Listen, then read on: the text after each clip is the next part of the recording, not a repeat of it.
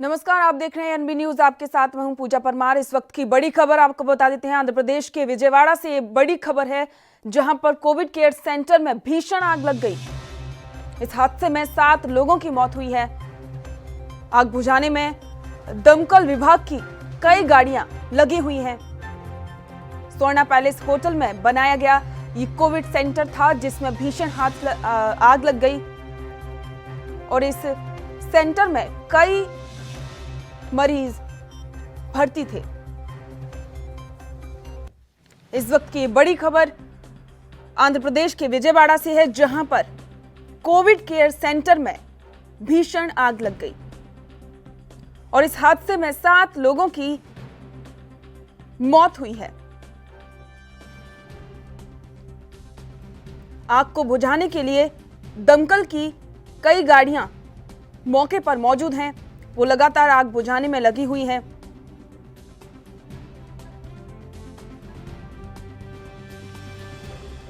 हमारे सहयोगी सुनील हिमाचली हमारे साथ जुड़ गए हैं। Sunil ji, Covid care centre में आग लगी है, क्या जानकारी है?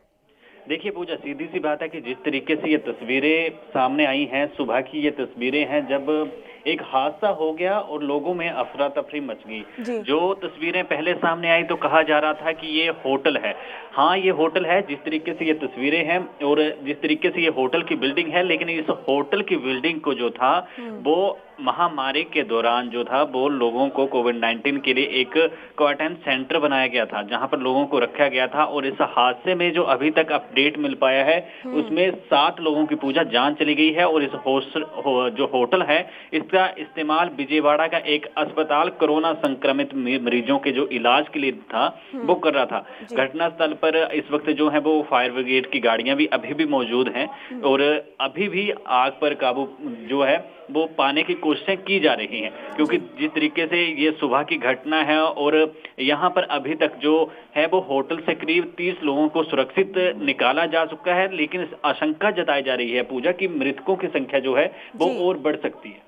जी सुनील जी, तस्वीरों में भी साफ तौर पर देखा जा रहा है कि आग काफी भीषण लगी है, और आपको क्या लगता है कि इसके पीछे की जो लापरवाही है वो क्या हो सकती है?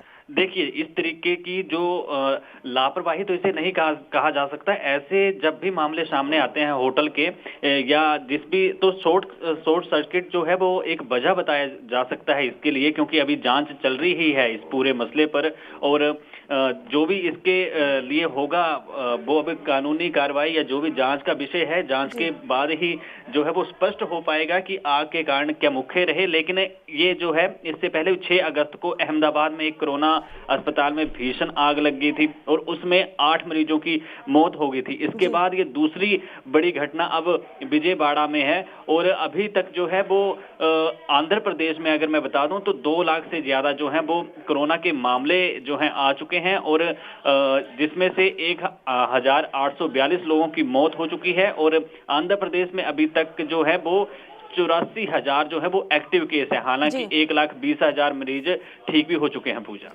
जी सुनील जी, 7 लोगों की मौत की खबर है, लेकिन ऐसी कोई जानकारी है कि आखिरकार कितने लोग इस आग से झुलसे हैं? देखिए, झुलसने वालों की तो अभी संख्या सामने नहीं आ पाई है, स्पष्ट अभी कुछ नहीं हो पाया है, लेकिन जो भी है उनको नजदीकी अस्पताल में फर्स्ट एड के साथ उपचाराधीन करवाया गया है। लेकिन जो मृतकों की संख्या है वो वर्तमान में 7 बताई जा रही है, लेकिन उसमें जो है इजाफा हो सकता है पूजा। जी सुनील जी, आपका बहुत बहुत शुक्रिया इस जानकारी के लिए। आपको बता दें कि ये खबर आंध्र प्रदेश के विजयवाड़ा से है, जहां पर एक कोविड केयर सेंटर में भीषण आग लग गई। इस हादसे में 7 लोगों की मौत की खबर है।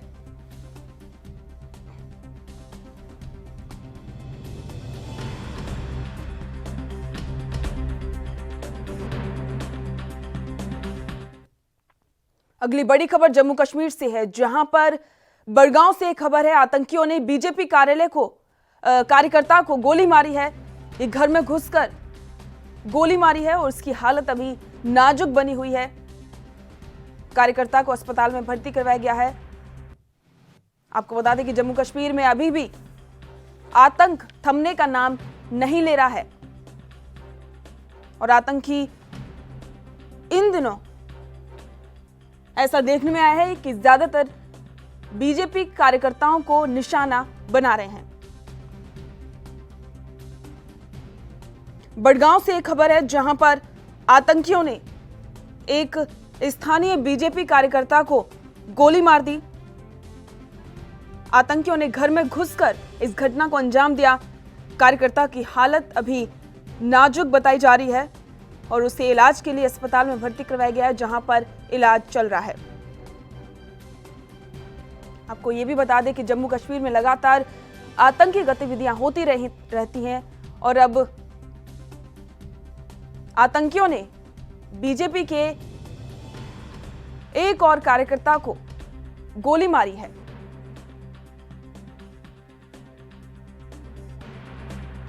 जम्मू कश्मीर के बड़गांव से ये बड़ी खबर है। आपको ये भी बता दें कि जम्मू के आईजी मुकेश सिंह ने बताया है कि आतंकी जो फंडिंग करते थे उस गिरोह का उन्होंने पर्दाफाश किया है और उसमें 6 लोगों की गिरफ्तारी की गई है। ये गिरोह पाकिस्तान के एक आतंकी संगठन को फंडिंग करता था। आईजी ने यह भी कहा है कि घाटी में और भी कई ऐसे गिरोह हैं जो अभी मौजूद हैं और वो लगातार आतंकी की घटनाओं को अंजाम देते रहते हैं। इसके लिए सेना लगातार सर्च ऑपरेशन चलाती है।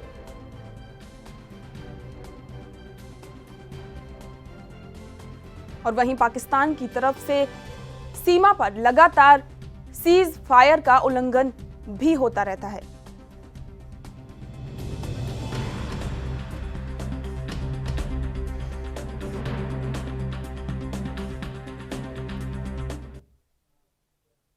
अगली बड़ी खबर है सुशांत सिंह राजपूत मामले से जुड़ी हुई। रिया चक्रवर्ती से एक बार फिर से पूछताछ होगी, ऐसी खबरें आ रही हैं। ईडी ने सोमवार को उन्हें बुलाया था।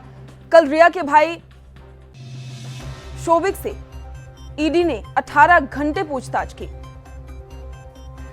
आपको बता दें कि एक्टर सुशांत सिंह राजपूत का केस दिनों दिन पेचीदा होता जा रहा है। रिया चक्रवर्ती से एक बार फिर से पूछताछ होनी है, ऐसी खबर सामने आई है। इससे पहले कल ही रिया के भाई शोभिक से ईडी ने 18 घंटे पूछताछ की।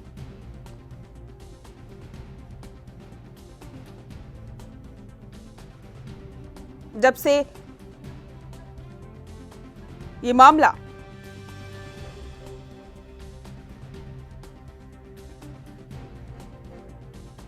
सीबीआई के हाथों में दिया गया है, तब से नए तथ्य सामने आ रहे हैं और इस मामले में कल रिया के भाई शोभिक से ईडी ने पूछताछ की और ये पूछताछ 18 घंटे तक चली थी। और वहीं इसी मामले में एक बार फिर से रिया चक्रवर्ती से भी पूछताछ होगी। इससे पहले भी एक बार रिया चक्रवर्ती से पूछताछ हो चुकी है।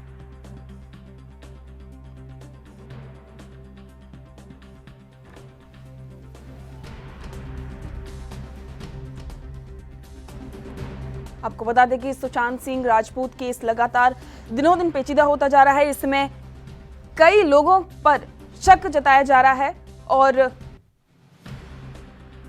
रिया के घर वालों पर एफआईआर दर्ज हुई है, जिसके बाद से लगातार पूछताछ की जा रही है। पहले रिया से ईडी ने पूछताछ की और कल रिया के भाई शोभिक से पूछताछ हुई। 18 घंटे तक ये पूछताछ चली थी और वहीं ये भी अब खबर आ रही है कि एक बार फिर से रिया से इस मामले में ईडी पूछताछ करेगी।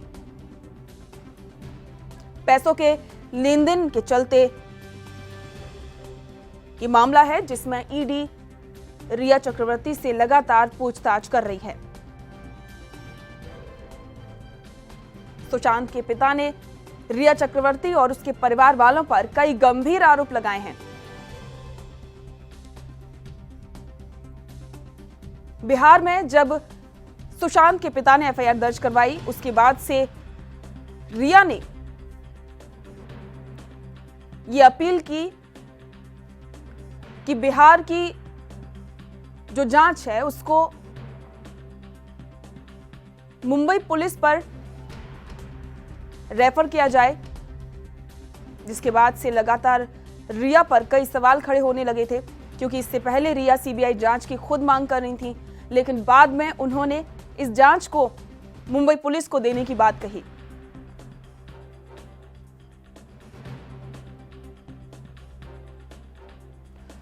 और कई दिनों से इस मामले में नए खुलासे सामने आ रहे हैं और इस मामले की जांच अब सीबीआई के हाथों सौंप दी गई है। सीबीआई ने इसमें यह भी अपील की है कि बिहार पुलिस को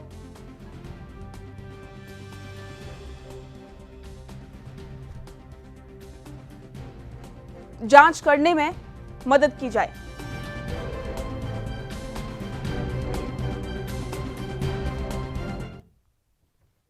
यूपी के लखनऊ से इस वक्त की बड़ी खबर आपको बताते हैं। राकेश पांडे एनकाउंटर में ढेर हो गया है।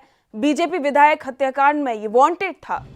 एनकाउंटर में यूपी एसटीएफ ने बदमाश को ढेर किया है। आपको बता दें कि राकेश पांडे पर 1 लाख का इनाम था। कई दिनों से ये बदमाश पुलिस के लिए चिंता का विषय बना हुआ था। इस बदमाश पर 1 लाख का इनाम भी घोषित था।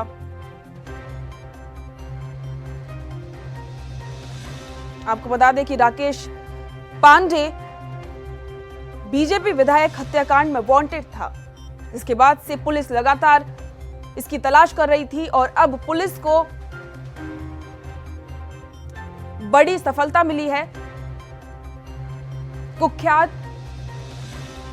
अपराधी राकेश पांडे को पुलिस ने एनकाउंटर में ढेर कर दिया है। यह एनकाउंटर यूपी एसटीएफ ने किया और सफलतापूर्वक बदमाश को ढेर किया है, जिसके बाद पुलिस ने राहत की सांस ली है।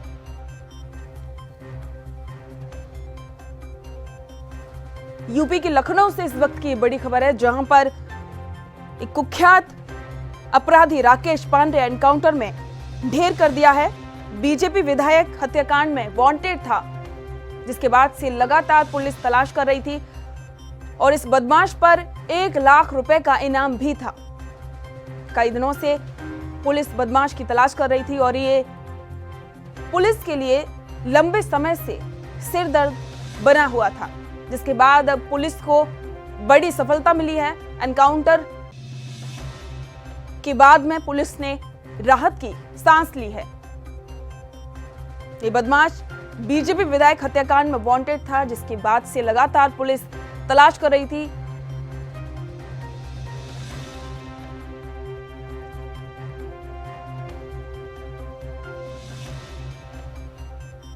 आपको बता दें कि यूपी के लखनऊ से एक खबर है, जहां पर एक कुख्यात अपराधी की पुलिस ने एनकाउंटर कर दिया है, जिसके बाद पुलिस ने राहत की सांस ली है। आपको यह भी बता दें कि इस बदमाश पर 1 लाख का इनाम घोषित था। बहुत लंबे समय से पुलिस बदमाश की तलाश कर रही थी। राकेश पांडे एनकाउंटर में ढेर हुआ है।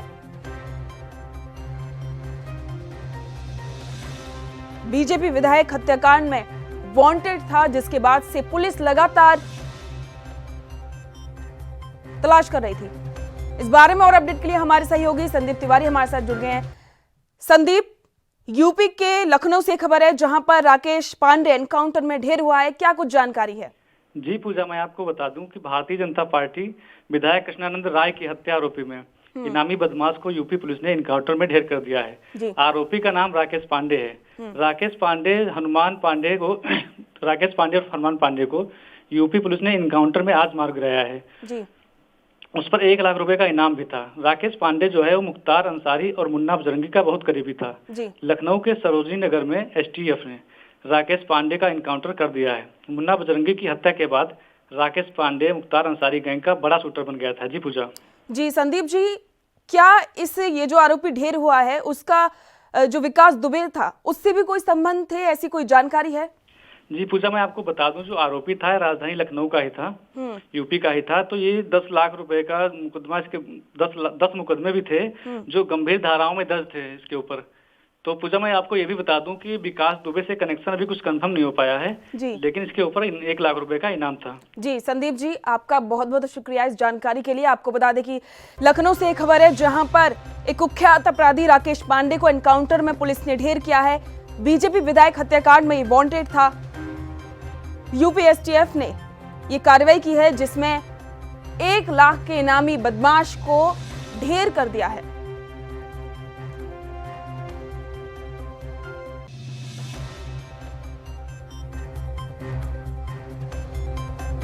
बदमाश के एनकाउंटर के बाद पुलिस ने राहत की सांस ली है।